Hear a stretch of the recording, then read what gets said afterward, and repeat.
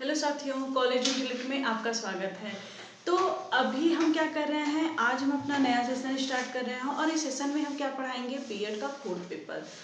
अभी हमारे कुछ दोस्तों ने हमसे ये अनुरोध किया है कि हम जो है बीएड का कोर्स स्टार्ट करें, इसलिए हम जो है बीएड का कोर्स स्टार्ट कर रहे हैं। और इसके पहले की जो चीज़ें चल रही थी वो वैसे ही चलेंगी और उसको हम वैसे ही कंटिन्यू करेंगे, लेकिन हम साथ में अपना बीएड भी लेके चलेंगे। तो आज मैं आप लोग को बीएड का फोर्थ पेपर पढ़ाने जा रही हूँ, जिसमें मैं आपको जो है चौथी यूनिट पढ़ाऊंगी। और चौथी यूनिट में मैं जो टॉपिक पढ़ाऊंगी मैंने वो आपको चलिए मैं आपको डिस्कस कर लेती हूँ।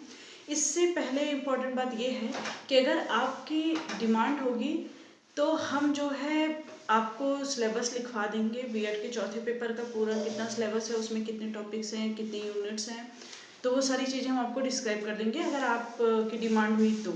नहीं तो हम जो कर रहे हैं उस पर चलते हैं। तो ये हमारा फोर्थ पेपर का क्या नाम है, अधिगम के लिए आकलन। पहली बात आपको बता दें कि अब जैसे आपको सबको पता होगा कि जो बीएड का हमारा सिलेबस है वो चेंज हो चुका है, क्योंकि हमारी यूनिवर्सिटी चेंज हुई है। हमारी यूनिवर्सिटी नई बन गई है, सुहेलदेव करके बनी है, तो इसलिए हमारा सिलेबस चेंज है। पुराने सिलेबस पे अब हमारी पढ़ाई नहीं होगी। नए सिलेबस में हमारा 4 पेपर है 400 नंबर का, जिसमें 90 नंबर आपका एक्सटर्नल है और 10 नंबर आपका इंटरनल है। तो चलिए मैं आपको फोर्थ पेपर समझा देती हूँ कि फोर्थ पेपर के चौथी यूनिट में आपके टॉपिक्स कौन कौन से हैं, कौन कौन से हम कवर करेंगे। तो चौथा पेपर हमारा है अधिगम के लिए आकलन। तो यूनिट 4 है, उसमें क्या है, पहला टॉपिक है शैक्षिक सांख्यिकी। शैक्षिक सांख्यिकी में क्या क्या आएगा, केंद्रीय प्रवृत्ति की माप का वर्गीकृत एवं अवर्गीकृत आंकड़ों के अनुसार सांख्यिकी में प्रयोग। हमारा जो पहला टॉपिक ये है। दूसरा टॉपिक हमारा कौन सा आएगा, विचलनशीलता की माप। इसमें क्या आएगा, विचलनशीलता की माप में इसका प्रसार आएगा, मानक विचलन आएगा और चतुर्थांश विचलन आएगा। इसके बाद हमारा जो नेक्स्ट टॉपिक है, इसी में जो नेक्स्ट टॉपिक है चौथी यूनिट में, वो है सामान्य संभावना वक्र की विशेषताएं। और उसके बाद की जो पांचवी टॉपिक है वो हमारे प्रतिशतांक और प्रतिशतांक क्रम आएगा। उसके बाद जो हमारी छठी टॉपिक है 1 2 3 4 5 सॉरी पांचवी टॉपिक है, वो क्या है, सहसंबंध गुणांक और शिक्षा में इसका महत्व। और जो हमारी छठवीं टॉपिक है वो है मानक प्राप्तांक। मानक प्राप्तांक में आपको क्या पढ़ना है, जेड प्राप्तांक पढ़ना है, टी प्राप्तांक पढ़ना है और स्टेनाइन प्राप्तांक पढ़ना है। तो अब आपको क्या हुआ है, सिलेबस अच्छे से समझ में आ गया होगा। और इसके बाद जो है हम कहाँ से अपनी टॉपिक आज की स्टार्ट करेंगे, केंद्रीय प्रवृत्ति की माप क्या होती है। हाँ, अगर आपकी डिमांड रहेगी तो मैं इसको थोड़ा सा इंग्लिश में भी एक्सप्लेन कर दूंगी, लेकिन इस वीडियो के बाद जब आप कहेंगे तो मैं जिसको इंग्लिश में चाहिए मैं उसमें इंग्लिश में भी आपको टॉपिक सारे बता दूंगी। और चलते हैं फिर हम अपना आज का टॉपिक स्टार्ट कर देंगे। पहले हमारा क्या है, शैक्षिक सांख्यिकी स्टार्ट करेंगे। उसमें क्या स्टार्ट करेंगे, केंद्रीय प्रवृत्ति की माप क्या होती है। तो सबसे पहले हम समझते हैं कि केंद्रीय प्रवृत्ति की माप हमारी क्या होती है। तो केंद्रीय प्रवृत्ति की माप को आप एक ऐसे समझ सकते हैं कि एक ऐसा अंक, कोई भी एक ऐसा अंक जो किसी भी नंबर का क्या कर रहा है, एक ऐसा अंक जो किसी श्रेणी के लगभग मध्य में स्थित होता है और क्या करता है, उसके महत्वपूर्ण लक्षणों को क्या करता है, उसके महत्वपूर्ण लक्षणों का प्रतिनिधित्व करता है, वो हमारा क्या कहलाता है, केंद्रीय प्रवृत्ति के माप कहलाता है। जैसे कि आप ये देख सकते हैं कि कभी कभी हम केंद्रीय प्रवृत्ति की माप को क्या कहते हैं, औसत का जो है, औसत की भी दर्जा दे सकते हैं। तो सिंपल शब्दों में आप क्या समझ सकते हैं कि जैसे केंद्रीय प्रवृत्ति की माप हमारी वो संख्या होती है जो किसी श्रेणी के लगभग मध्य में हो और उसकी क्या करती है, उसके जो लक्षण है, उसके महत्वपूर्ण लक्षणों को क्या करती है, प्रदर्शित करती है। तो ये हमारा केंद्रीय प्रवृत्ति की माप कहलाता है। जैसे एग्जाम्पल के तौर पे हम आपको बता दें, केंद्रीय प्रवृत्ति की जो माप होती है उसको हम एग्जाम्पल के तौर पे ऐसा समझेंगे कि जैसे आपका क्लासरूम होगा, उस क्लासरूम में आपका कोई ना कोई लीडर तो जरूर होगा। तो जो लीडर होता है वो क्या करता है, क्लासरूम का क्या करता है, प्रतिनिधित्व करता है। और वही सेम काम क्या है, हमारा केंद्रीय प्रवृत्ति की माप का है।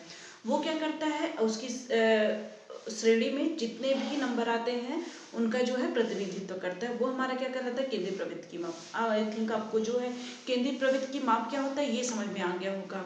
और एक चीज और मैं आप लोग से पूछना चाहूंगी कि क्या मैं इसकी पूरी डिफिनीशन लिखवा के आप लोग को सॉल्व कर रहा हूँ या फिर मैं ऐसे ओरली बोल के आपको समझा दूँ।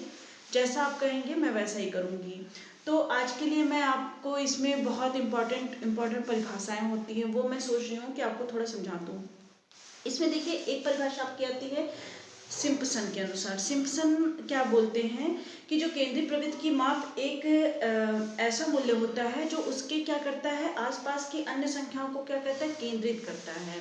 तो सिम्पसन महाराज क्या बोलते हैं कि केंद्रीय प्रवृत्ति की माप एक ऐसा मूल्य होता है जिसके आसपास अन्य संख्याएं क्या होती हैं, केंद्रित होती हैं। ये सिम्पसन की परिभाषा, उन्होंने सिम्पसन ने केंद्रीय प्रवृत्ति की माप की परिभाषा ये दी है।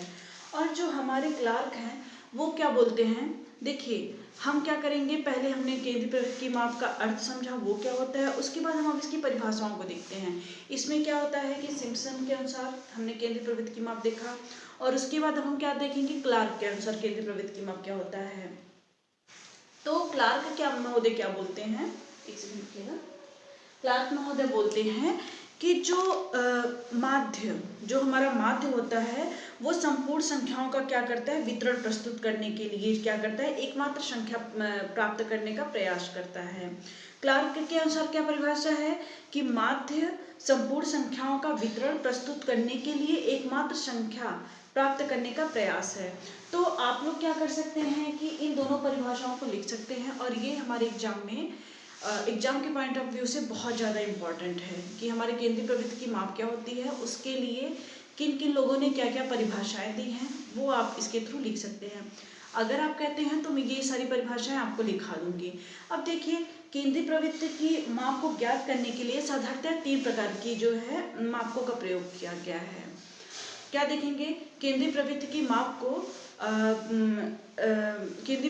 माप को ज्ञात करने के लिए हम क्या करेंगे, 3 प्रकार के जो है मापकों का प्रयोग करेंगे। पहला हमारा माप होगा मीन मतलब समांतर माध्य। समांतर माध्य को आप सिंपल सा माध्य भी बोल सकते हो। उसके बाद आता है आपका मीडियन मतलब आपकी होती है माध्यिका, ठीक है। 2 हो गया, आपका तीसरा आएगा मोड यानी क्या होता है, बहुलक। तो हम क्या करेंगे, केंद्रीय प्रवृत्ति की माप को ज्ञात करने के लिए 3 प्रकार के मापकों का प्रयोग करेंगे। पहला मापक क्या हमारा होगा, जो पहला मापक हमारा होगा उसमें क्या आ जाएगा, मीन आ जाएगा। क्या हो जाएगा, मीन को क्या लिख सकते हैं हम, समांतर माध्य। इसको क्या लिखेंगे, समांतर माध्य, या इसको माध्य भी आप बोल सकते हैं। इसको सिंपल में आप माध्य भी बोल सकते हैं।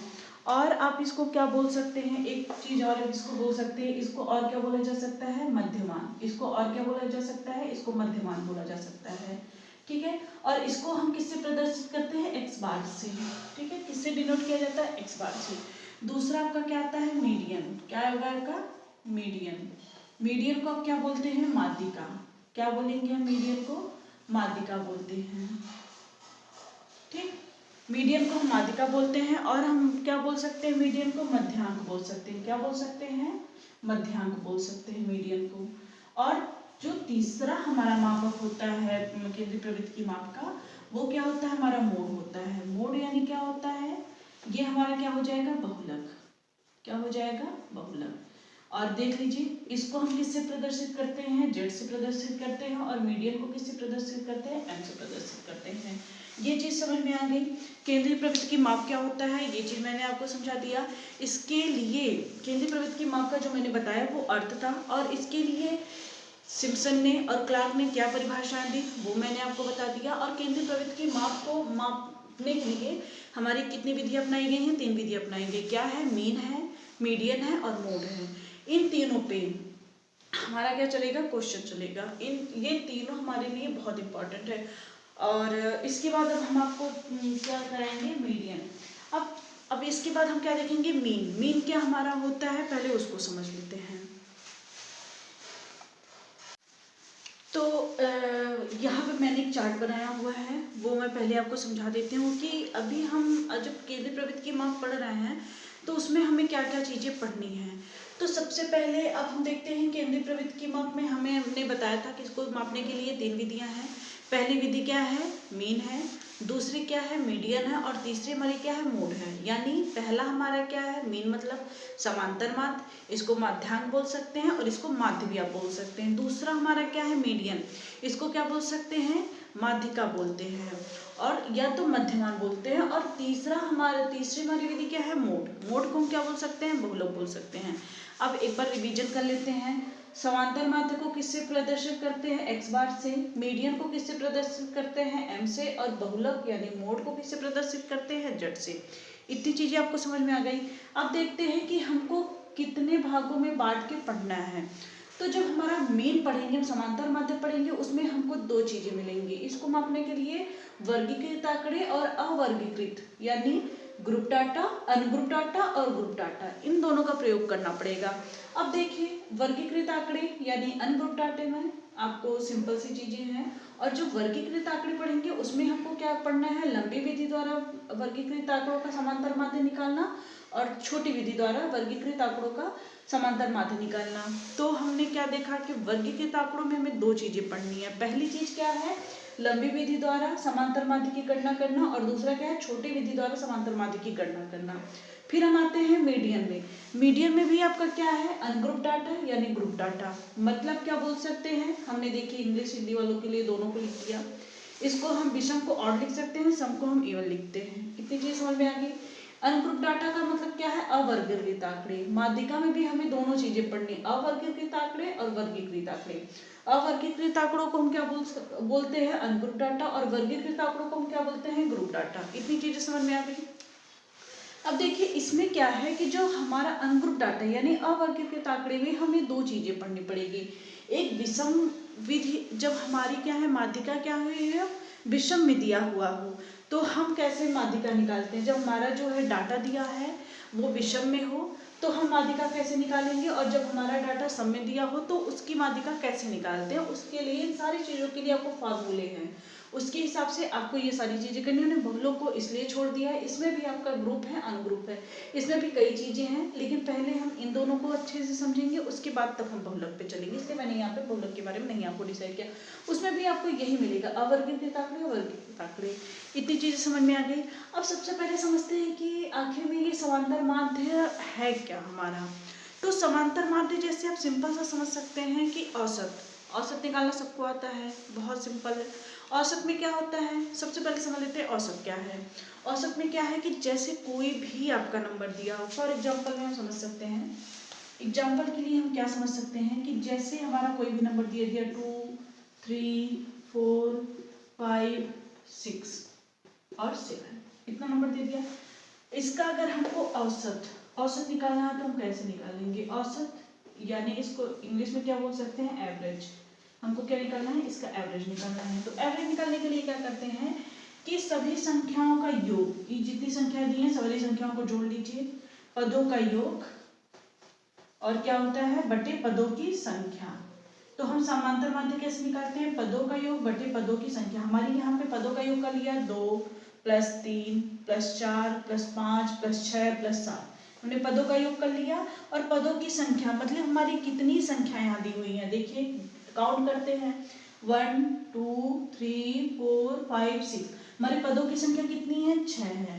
तो हमारे समांतर औसत का क्या निकालते हैं, पदों का योग, औसत एवरेज हमारा क्या होता है, यानी हमारा औसत कैसे निकालता है, पदों का योग बटे क्या कर सकते हैं, पदों की संख्या, पदों की संख्या। पदों का योग क्या करना है, पदों का योग का क्या मतलब होता है कि हमारे यहाँ जितने नंबर दिए हुए हैं उन सबको क्या करेंगे, हम जोड़ लेंगे। क्या करते हैं, पदों की संख्या निकालने के लिए क्या करते हैं, जितने भी नंबर दिए हुए हैं सबको ऐड कर लेते हैं। और कितने नंबर हमारे हैं, यहाँ पे हम देखते हैं 1 नंबर 2 3 4 5 6, यहाँ पे 6 संख्या दी हुई है, तो पदों की संख्या कितनी है, 6 है। अब हम क्या करेंगे, इन सबको जोड़ लेंगे और उससे क्या करेंगे, 6 से भाग देंगे। अब इन सबको जोड़ने के बाद क्या आएगा, देखते हैं, चलिए जोड़ते हैं इसको। ये देखिए 7 और ये 3, हमारा मिलकर कितना हो गया, 10। अब हम क्या करेंगे, 6 और 4, ये हमारा कितना हो गया, 10, और ये कितना हो गया, 5 और 2 7, ठीक।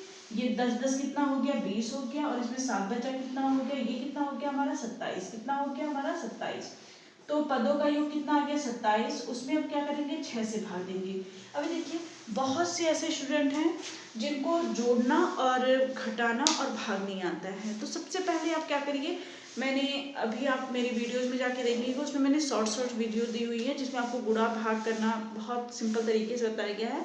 तो आप उस वीडियो को 1-1 मिनट या 2-2 मिनट की वीडियोज है, आपको ज़्यादा टाइम नहीं लगेगा, आप जल्दी से जल्दी उसको सीख सकते हैं 2 या 3 बार देख के, या फिर एक बार में सीख लीजिए, कोई दिक्कत नहीं है। तो सबसे पहले क्या करते हैं, अब चलिए हम आपको सिंपल तरीके से भाग देना बताते हैं कि भाग हम कैसे देते हैं। ये उन लोगों के लिए है जिनको मैथ बिल्कुल नहीं आता है, तो ठीक है। चलिए सबसे पहले भाग देना बताते हैं। हमको 27 और 6 से भाग देना है, ये सारी चीज़ें हम इरेज करते हैं और आपको भाग देना समझाते हैं कि भाग कैसे दिया जाता है। तो सबसे पहले आपका कितना आया था 27 डिवाइडेड बाई कितना आया था 6। तो अब क्या करते हैं, अब हम देखते हैं 6 से हमको भाग देना है, किसमें देना है 27 में भाग देना है, किसमें भाग देना है 27 में भाग देना है। अब क्या करेंगे, अब भाग देने का क्या मतलब होता है कि 6 का पहाड़ा ऐसा पढ़िए कि या तो आपका 27 आ जाए या तो 27 से कम नंबर आए। आपको भाग कैसे देना है, देखिए मैं भाग देना आपको समझाती हूँ कैसे भाग देना है। कि आपको 6 से भाग देना 27 में, तो आप 6 का पहाड़ा इतनी बार पढ़िए कि या तो आपका 27 आ जाए या तो उससे कम आए। गिनते हैं, चलिए पहाड़ा पढ़ते हैं। तो क्या हो गया 6 कन्ने 6, 6 दूनी 12, 6 त्रिक 18, 6 चौके 24, 6 पच्चे 30 आ रहा है। क्या आ रहा है आपका, आपने ध्यान दिया, ध्यान दीजिएगा। 6 चौके 6 पच्चे 30 हो गया, 6 चौके क्या आ गया 24, यानी 6 4 जा 24 और 6 5 जा 30। तो आप एक चीज ध्यान दीजिए, ये जो हमारा 27 है वो क्या है 24 से क्या है छोटा बड़ा है, सॉरी ये जो हमारा 27 नंबर है वो 24 से क्या है बड़ा है। और अब देखिए ये जो 27 है हमारा वो क्या हो रहा है 30 से क्या हो रहा है छोटा आ जा रहा है। तो हमने क्या बताया आपको कि जो हम 6 को इतनी बार पहाड़ा पढ़ेंगे कि इतनी बार हम टेबल पढ़ते हैं कि हमारा जो है या तो 27 आ जाए या तो उससे कम आए। देखिए 6 का टेबल 4 टाइम पढ़ेंगे तब कितना आ रहा है 24, 6 का टेबल आप 5 टाइम पढ़ेंगे कितना आ रहा है 30 आ रहा है। तो क्या करेंगे, ये कितने बार में जाएगा, हमने क्या बताया या तो बराबर होना चाहिए या तो उससे छोटा होना चाहिए। तो ये कितनी बार में जाएगा 4 टाइम में जाएगा। ये कितना हो गया 6 4 जा, ये कितना हो गया 24। अब देखिए क्या करेंगे, इसको क्या करेंगे घटाएंगे, क्या करते हैं घटाते हैं। तो ये देखिए आपका 7 है, 7 में से 4 गया तो कितना बचा, आप लोग बताइएगा। 4 में से 7 गया तो कितना बचेगा, यहाँ पे कितना हो गया 3। अब देखिए 2 में से 2 जाएगा तो क्या हो जाएगा 0, या इसको क्रॉस कर दीजिए। अब आपका कितना हो गया, यहाँ पे 3 आ गया। अब क्या करेंगे, अब हम क्या करते हैं यहाँ एक पॉइंट बढ़ा लेते हैं जिसको आप दशमलव बोलते हैं, ठीक है। और अब क्या करते हैं यहाँ एक पॉइंट लगा लेते हैं। जब जैसे ही यहाँ पे एक पॉइंट लगाएंगे ये क्या हो जाएगा ऑटोमेटिक यहाँ पे 0 बढ़ जाएगा। क्या होगा ऑटोमेटिक यहाँ पे 0 बढ़ जाएगा। अब देखिए 6 5 जा कितना हो रहा है 30, यानी 6 बच्चे कितना हो रहा है 30। तो ये कितना हो गया 6 बच्चे 30। ये क्या हो गया, दोनों को माइनस करेंगे तो यहाँ पे कट जाएगा यानी 0 आ जाएगा। अब आपको देखिए भाग देने आ गया। आपको अगर वीडियो ना समझ में आया तो 1-2 बार और करके देखिएगा, आपको अच्छे से आ जाएगा। अब ये देखिए ये इतनी चीजें आपको समझ में आ गई। अब हम क्या करेंगे, अब हम चलेंगे मीन में। मीन क्या होता है हम आपको वो समझाएंगे। अब हम चलते हैं, आपको बताएंगे मीन क्या होता है, मीडियन क्या होता है और मोड क्या होता है। ये चीजें सारी चीजें समझा के फिर हम आएंगे अवर्गीकृत आंकड़े, अवर्गीकृत आंकड़े। इस पे जितने क्वेश्चन जिस टाइप के आते हैं वो सारा मैं आपको समझा दूंगी। जितना क्वेश्चन मैं आपको बता रही हूँ आप उससे पढ़िएगा, उससे बाहर से आपका एक भी क्वेश्चन नहीं पूछा जाएगा। तो चलते हैं, सबसे पहले समझते हैं कि हमारा मीन क्या होता है। तो चलिए अब हम आपको समझा देते हैं समांतर माध्य क्या होता है। तो समांतर माध्य वो संख्या होती है, जैसे कि अब ऐसे मत समझिए, आप ये देखिए कि अंकगणित में अगर आप किसी भी संख्या का मान निकालने के लिए क्या करते हैं, जिस प्रकार से आप एवरेज का प्रयोग करते हैं उसी प्रकार जो हमारे स्टैटिक्स यानी सांख्यिकी है उसमें जो है किसी भी संख्या का मान निकालने के लिए उस संख्या सांख्यिकी में क्या करते हैं कि उसी का मान निकालने के लिए क्या करेंगे समांतर माध्य का प्रयोग करेंगे। आप गणित में किसका प्रयोग करते थे, किस संख्या का मान निकालने के लिए आप औसत का प्रयोग करते थे। और सेम टू सेम स्टैटिक्स में यानी सांख्यिकी में क्या होता है कि किसी संख्या का मान निकालने के लिए आप क्या करते हैं समांतर माध्य का प्रयोग करते हैं। समांतर माध्य का प्रयोग के लिए मैं आपको दूसरे शब्दों में ये चीज बता दूं कि आप क्या करते हैं कि जितने भी नंबर्स दिए रहेंगे वहाँ पे जितनी भी संख्याएं दी रहेंगी आप क्या करेंगे उन सबका योग कर देंगे और जितने भी नंबर उसमें हैं उन सबके पदों की संख्या को आप उससे भाग दे देंगे। जैसा कि मैंने अभी एवरेज निकालना आपको बताया ना, औसत कैसे निकालते हैं, उसी प्रकार सेम टू सेम आपको क्या करना है, समांतर माध्य निकालना है। अंकगणित में आप उसको एवरेज बोलते हैं और कहीं ना कहीं आप उसको सांख्यिकी यानी स्टैटिक्स में उसको क्या बोलते हैं, समांतर माध्य यानी मीन बोलते हैं। तो मैं आपको लिखवा देती हूँ, आप लिख लीजिए, बहुत इंपॉर्टेंट है, लिख लीजिए। अंकगणित में जिस मान के लिए, लिखिए, अंकगणित में जिस मान के लिए औसत का प्रयोग किया जाता है, अंकगणित में जिस मान के लिए औसत का प्रयोग किया जाता है, सांख्यिकी में उसी मान के लिए समांतर माध्य का प्रयोग किया जाता है। सांख्यिकी में उसी मान के लिए क्या करते हैं, समांतर माध्य का प्रयोग किया जाता है। आगे पूर्ण विराम देके लिखिएगा। समांतर माध्य ज्ञात करने के लिए दिए गए आंकड़ों को जोड़कर उनकी संख्या से भाग दे दिया जाता है और क्या होता है कि जो प्राप्त होता है उसे क्या बोलते हैं, हम समांतर माध्य बोलते हैं। क्या बोलते हैं, जो हमारा प्राप्त हो गया उसे क्या बोला जाता है, समांतर माध्य बोला जाता है, वही हमारा समांतर माध्य कहलाता है। अब देखिए समांतर माध्य को किससे प्रदर्शित करते हैं, हमने क्या बोला था, समांतर माध्य को किससे प्रदर्शित करेंगे, एक्स बार से। किससे प्रदर्शित करेंगे, एक्स बार से। आगे लिखिएगा, समांतर माध्य को एक्स बार से प्रदर्शित किया जाता है। समांतर माध्य समांतर माध्य, आगे लिखिएगा पैराग्राफ चेंज करके, समांतर माध्य दो प्रकार के आंकड़ों का, समांतर माध्य दो प्रकार के आंकड़ों का ज्ञात किया जाता है। पहला अवर्गीकृत आंकड़े, पहला अवर्गीकृत आंकड़े या उसको बोल सकते हैं आप अनग्रुप डाटा, और दूसरा वर्गीकृत आंकड़े यानी ग्रुप डाटा। इतना लिख लिया आपने, क्या लिखा, वर्गीकृत आंकड़े और अवर्गीकृत आंकड़े। इसमें हमने क्या देखा है, कौन सा है, एक अवर्गीकृत आंकड़े, अवर्गीकृत आंकड़े, और दूसरा क्या है, वर्गीकृत आंकड़े। दूसरा क्या है, वर्गीकृत आंकड़े। इसमें दो चीजें होती हैं, आपने देख लिया, वर्गीकृत आंकड़े और अवर्गीकृत आंकड़े। यानी ये क्या हो गया आपका अनग्रुप डाटा और ये क्या हो गया ग्रुप डाटा। अब समझते हैं कि हमारा अनग्रुप डाटा क्या होता है। ये सारी चीजें जितना मैं बोल रही हूँ बहुत इंपॉर्टेंट है, आप जो लोग क्लास नहीं करते हैं उनके लिए भी बहुत ज्यादा इंपॉर्टेंट है, आप कर लीजिए। अब लिखिए अनग्रुप डाटा। अनग्रुप डाटा में आप लिखिए अवर्गीकृत आंकड़े क्रमबद्ध ना होकर बिखरे होते हैं। लिखिए अवर्गीकृत आंकड़े क्रमबद्ध ना होकर बिखरे होते हैं। हो गया इतना, इतना हुआ। आगे लिखिए अवर्गीकृत आंकड़ों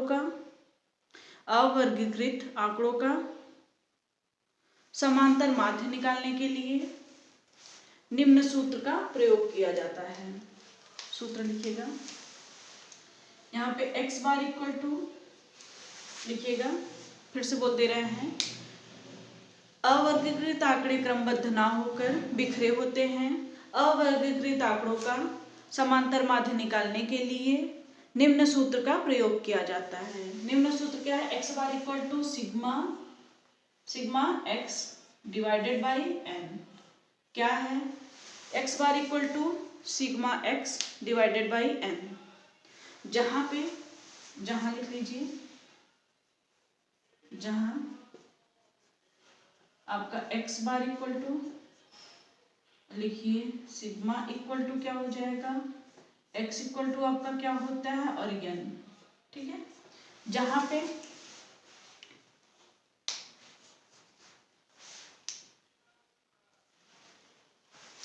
x बार इक्वल टू क्या हमारा है, समांतर माध्य। x बार इक्वल टू क्या है हमारा, समांतर माध्य। मैं बोल दे रही हूँ अगर किसी को नहीं दिख रहा है तो, x बार इक्वल टू क्या है, समांतर माध्य।